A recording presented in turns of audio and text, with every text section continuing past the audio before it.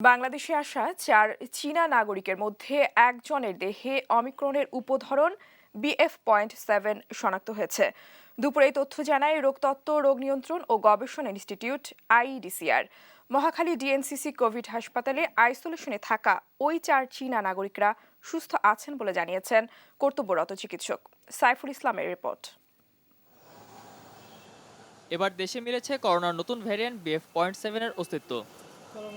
চীন থেকে আসা একজনের দেহে ওমিক্রনের এই উপধরন শনাক্ত হয়েছে বলে জানান রোগতত্ত্ব, রোগ নিয়ন্ত্রণ ও গবেষণা ইনস্টিটিউট আইইডিসিআর এর পরিচালক।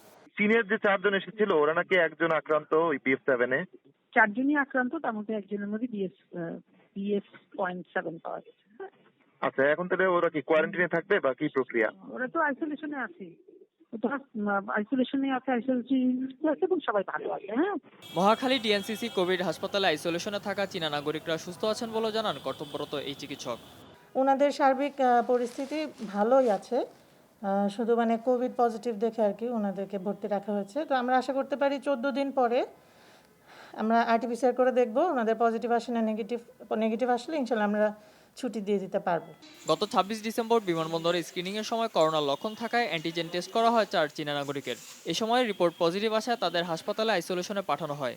পরে নমুনা জিনোম সিকোয়েন্সের জন্য সংগ্রহের পর একজনের শরীরে নতুন এ ধরনের অস্তিত্ব মেলে। অতি দ্রুত মাত্রায় সংক্রমণের কারণে এরই মধ্যে চীন, ভারত, যুক্তরাষ্ট্র সহ সারা বিশ্বে ছড়িয়ে পড়েছে BF.7 আতঙ্ক। সাইফুল ইসলাম, দেশ টিভি, ঢাকা।